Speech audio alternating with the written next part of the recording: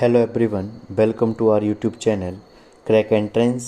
तो जैसे कि आपने थंबनेल में देख लिया होगा कि आखिर क्यों जो है वो आपके पास ये रिज़ल्ट जो है वो आपके पास लेट हो रहा है। आपके पास बीएससी नर्सिंग जो एंट्रेंस एग्ज़ाम आपके पास हुआ है वो क्यों लेट हो रहा है। आज हम सारे फैक्ट समझेंगे कि पिछले साल का ट्रेंड क्या था, पेपर कैसे हुआ, कब काउंसलिंग लिस्ट, कब आपके पास मेरिट लिस्ट आई, कब काउंसलिंग स्टार्ट हुई, कैसे एलोकेशन हुआ, और लास्ट जो आपके पास काउंसलिंग है, आपके पास स्ट्रे जो राउंड होता है आपके पास मॉपअप के बाद, वो लास्ट कब तक हुआ और कब तक क्लासेस स्टार्ट हुई। पूरे ट्रेंड को समझेंगे आपके पास, और फिर हम एक एक्सपेक्टेड डेट लेंगे कि कब तक जो है वो आपके पास आ सकता है और क्या रीज़न है आपके पास कि ये जो आपके पास रिज़ल्ट है वो लेट हो रहा है आपके पास। ठीक है, तो सबसे पहले हम जानते हैं रिज़ल्ट लेट क्यों हो रहा है। इसके पीछे जो आपके पास जो सबसे बड़ा रीज़न है दैट इज़ वो आपके पास नीट का पेपर जो है इस बार वो बहुत लेट हो गया। आपको पता है रीनीट हुआ है, तो उसके कारण एमबीबीएस और बीडीएस की सी आपके पास काउंसलिंग जो है वो अभी चल रही है। आपके पास सेकंड राउंड उसका चल रहा है आपके पास।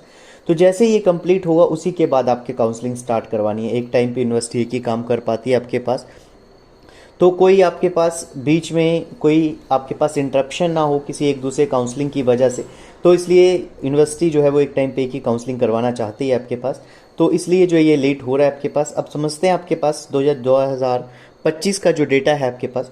तो यहाँ पे आपके पास मैं बता दूँ आपके पास कि जो पेपर था आपके पास 2025 का बीएससी नर्सिंग एंट्रेंस एग्ज़ाम का, वो 11 जून को जो है वो 2025 में कंडक्ट करवाया गया है। लास्ट में वीडियो में बने रहना ताकि पता लग जाए। लास्ट में एक्सपेक्टेड डेट भी है फर्स्ट काउंसलिंग की भी और आपके पास रिजल्ट की भी।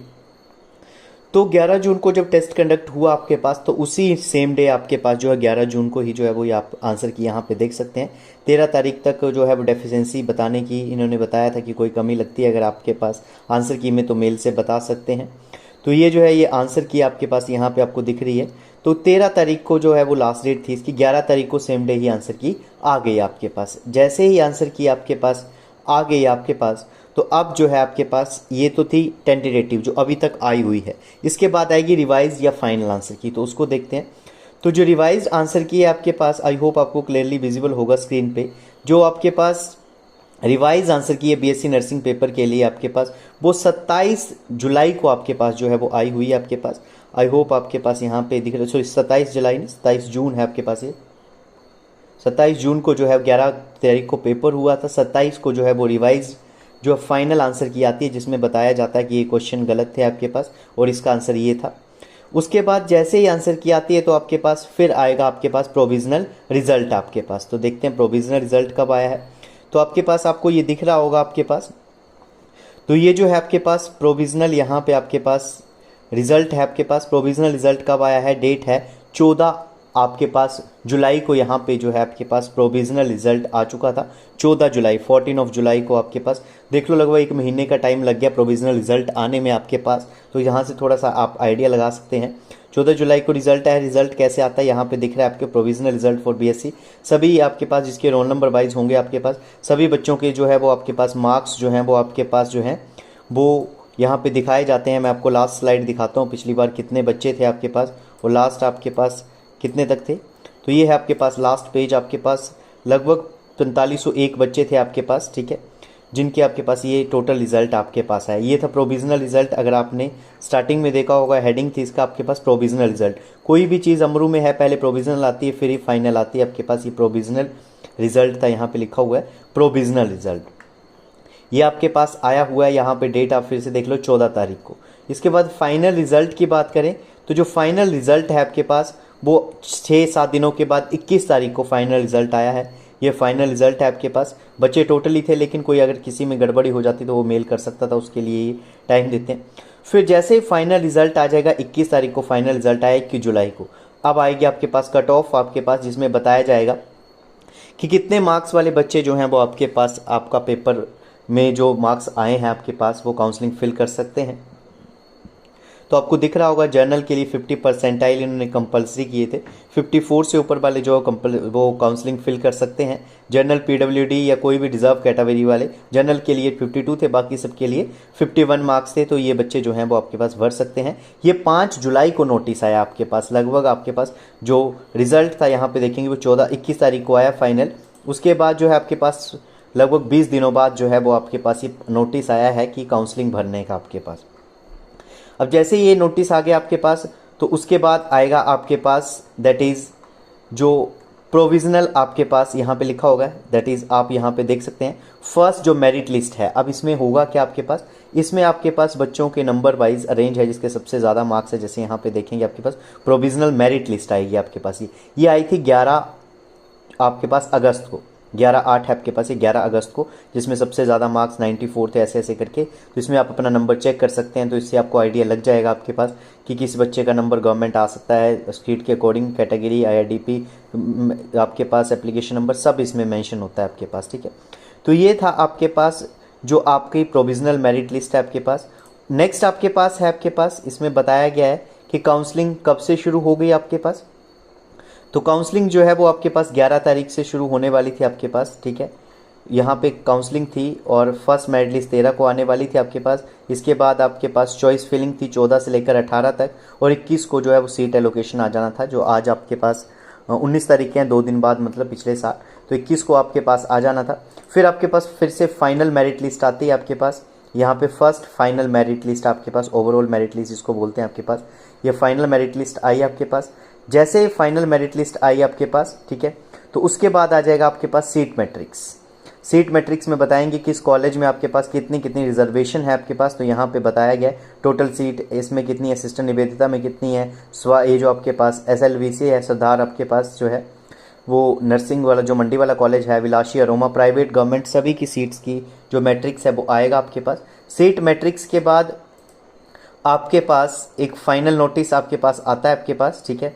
इसमें आपके पास कैटेगरी वाइज फिर से आपके पास फाइनल मेरिट लिस्ट आएगी। अब कैटेगरी वाइज आएगी आपके पास, ये EWS वालों का ये सबसे पहले जनरल EWS के लिए। फिर उसके बाद अब थोड़ा सा नीचे स्क्रॉल करते जाएंगे आपके पास, तो नेक्स्ट जो है वो आपके पास यहाँ पे दूसरी कैटेगरी देखने को मिलेगी। देखना भी स्क्रॉल करते जाओ आपके पास। तो नेक्स्ट जो कैटेगरी जो भी होगी आपके पास, जैसे IRDP, जनरल IRDP BPL यहाँ से स्टार्ट हो गया आपके पास, ये फर्स्ट रैंक है आपके पास जनरल IRDP BPL का। फिर उनकी मेरिट लिस्ट आएगी, क्योंकि सभी के लिए सीटें रिजर्व हैं, पीछे हमने सीट मैट्रिक्स में बात की आपके पास, ठीक है। फिर इसके बाद हम नीचे चलेंगे आपके पास, तो फिर आपके पास आ जाएगा आपके पास यहाँ पे OBC की आपके पास OBC means, OBC not applicable का मतलब होता है OBC मेंस, फिर OBC IRDP, SC ST, ऐसे करके हर किसी की जो है वो कैटेगरी वाइज मेरिट लिस्ट आएगी। और उसके बाद आपके पास फाइनल एलोकेशन आ जाएगा आपके पास, जो चॉइस फिलिंग आपने की होगी, तो फाइनल एलोकेशन आपको आ जाएगा आपके पास कि आपने कैसे चॉइस फिलिंग की थी और आपको कैसे कैसे सीट डिस्ट्रीब्यूट हुई हैं। तो सबसे टॉप जो थे आपके पास, जैसे यहाँ पे जिसने जिसने स्टूडेंट ने जिस हिसाब से भरा था, तो जैसे आपके पास मेरिट नंबर 4 है, इसमें आपके पास सबसे पहले इन्होंने सिस्टर निवेदिता भरा था आपके पास, तो इनको सिस्टर निवेदिता मिला है आपके पास। ये है आपके पास जिन्होंने प्राइवेट भरा था, यहाँ पे प्राइवेट भी बात करते हैं आपके पास। जैसे आपके पास किसी को गुरु द्रोणाचार्य मिला है, शिमला नर्सिंग कॉलेज मिला है आपके पास, शिवालिक मिला है आपके पास, गवर्नमेंट नर्सिंग कॉलेज स्वाश ये मिला है आपके पास, जो नेरचौक वाला है आपके पास, ठीक है। VMRT मिला है किसी को आपके पास, ठीक है। तो अलग अलग कॉलेज यहाँ पे आपको देखने को मिल सकते हैं आपके पास। जिसने प्राइवेट भरा है उसको प्राइवेट मिला है, गवर्नमेंट हर किसी को मिल नहीं सकता आपके पास, ठीक है। तो ऐसे करके आपके पास फर्स्ट काउंसलिंग हुई, दूसरी काउंसलिंग हुई, तीसरी काउंसलिंग हुई, फिर मोपअप राउंड हुआ, फिर स्टे राउंड हुआ। तो मैं अगर आपको स्टे राउंड की बात करूं पिछले साल की, तो आई होप आपको ये डेट क्लियर होगी, विजिबल होगी यहाँ पे आपके पास कि 25 नवंबर को लास्ट जो स्टे राउंड की नोटिफिकेशन आई थी आपके पास, और तब तक भी काउंसलिंग चल रही थी। और मैं आपको बता दूं अक्टूबर के मिड में आपके पास, और अक्टूबर के मिड में आपके पास जो है वो लगभग क्लासेस जो हैं वो मतलब प्रॉपर तो नहीं पर स्टार्ट हो गई थी, कई ने स्टार्ट करवा दी थी। तो हाँ लेट तो है, बट इतने भी लेट नहीं आपके पास। अगर ये प्रॉपर तरीके से काउंसलिंग जो है वो स्टार्ट हो जाती है और फास्ट करते हैं तो क्लासेस में कोई देरी नहीं होगी। पूरा सितंबर मंथ पड़ा है आपके पास, ठीक है। तो इतना टेंशन लेने की ज़रूरत कोई नहीं है, ठीक है। बट जिनको थोड़ा सा डाउट है कि ये बच्चों को कि जो मेरे मार्क्स आपके पास 70-75 के बीच में है आपके पास, या 65 के बीच में है आपके पास, तो उनको थोड़ा सा डाउट है गवर्नमेंट नंबर आएगा नहीं आएगा। तो उनको थोड़ा सा आपके पास कोई ना कोई एक बैकअप प्लान पहले ही रख लेना है आपके पास, कि अगर बाई चांस गवर्नमेंट नंबर नहीं आता है तो आप पहले से आपको श्योर कर लो कि आप प्राइवेट में जा सकते हैं। नहीं जा सकते हैं तो आपके पास सेकेंड ऑप्शन क्या होगा उसको ज़रूर रख लेना आपके पास, ठीक है। अभी ये जो आपके पास, आई होप आपके पास ये सारी चीज़ें जो हैं वो आपको क्लियर हो गई होंगी। और अभी का जो आपके पास एक्सपेक्टेड डेट है इस बार, इन सारी चीज़ों को देख के आपके पास, तो आपके पास स्क्रीन में एक सेकेंड आपको क्लियरली यहाँ से विजिबल हो जाए ताकि आपके पास, ठीक है। यहाँ से ये है आपके पास एक्सपेक्टेड डेट, एक सेकेंड, आपके पास यहाँ पे दिख जाएगा एक्सपेक्टेड डेट ऑफ जो आपके पास रिजल्ट है बीएससी नर्सिंग का, वो कब तक आएगा आपके पास। तो ये जो है वो लास्ट वीक ऑफ अगस्त में 100% जो है वो आपके पास काफ़ी चांसेस हैं आपके पास कि ये आ जाए आपके पास रिजल्ट। और 10 सितंबर से फर्स्ट काउंसलिंग जो है वो स्टार्ट हो जाएगी। फाइनल रिजल्ट आएगा पहले आपके पास, फिर मेरिट लिस्ट आएगी, सीट मैट्रिक्स आएगा, इन सभी के लिए टाइम लगेगा। तो फर्स्ट काउंसलिंग जो है वो लगभग आपके पास 10 सितंबर से शुरू होने वाली है आपके पास, ठीक है। और ये अक्टूबर तक क्लासेज जो है वो लगभग स्टार्ट करने की कोशिश करेंगे, मिड अक्टूबर तक तो हो जाएंगे आपके पास स्टार्ट, ठीक है। किसी भी बच्चे को कोई डाउट हो आपके पास, किसी भी क्वेरी आपके पास रिलेटेड हो, कमेंट में पूछ सकते हैं, या हमारा व्हाट्सएप ग्रुप भी है वहाँ पे भी पूछ सकते हैं आपके पास, ठीक है।